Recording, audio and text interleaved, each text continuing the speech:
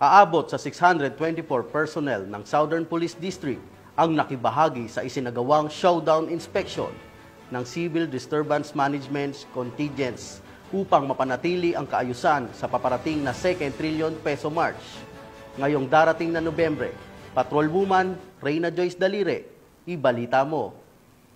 Pinangunahan ni Police Brigadier General Randy Arceo, Acting District Director ng Southern Police District, ang showdown inspection ng Civil Disturbance Management Full Contingents at Operational Readiness Check na ginanap kahapon lamang October 26, 2025 sa SPD Grandstand, Taguig City. Layunin ng aktibidad na masuri ang kahandaan ng mga personel ng SPD sa pagpapanatili ng kaayusan at kaligtasan ng publiko, lalo na sa nalalapit na pagtitipon ang 2 trillion peso march ngayong November 30, 2025. Sa naturang inspeksyon, ipinakita ng mga contingents ang kanilang disiplina, kahandaan sa kagamitan at koordinadong kilos. Ayon sa ulat, kabuuang 624 personnels ng SPD ang lumahok sa showdown inspection.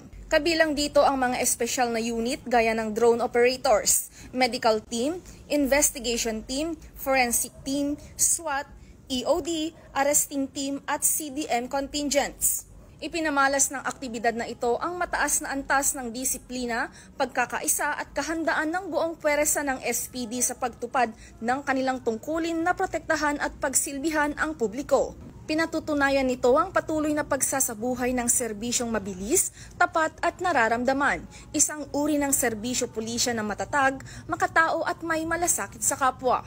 Sa kanyang mensahe, ipinaalala ni PB Gen. Arceo sa lahat ng personnel na nakilahok na panatilihin ng maximum tolerance, igalang ang karapatang pantao at isabuhay ang profesionalismo. Binanggit din niya ang kahalagahan ng mental at physical preparedness, gayon din ang tamang paggamit ng mga kagamitan at resources upang matiyak ang maayos, epektibo at disiplinadong police response. Gayon din ang tamang paggamit ng mga kagamitan at resources upang matiyak ang maayos, epektibo at disiplinadong police response. Mula dito sa Southern Police District, ako ang inyong PNN correspondent, Patrolwoman Reyna Joyce M. Dalire, alagad ng batas, tagataguyod ng Balitang Pulis.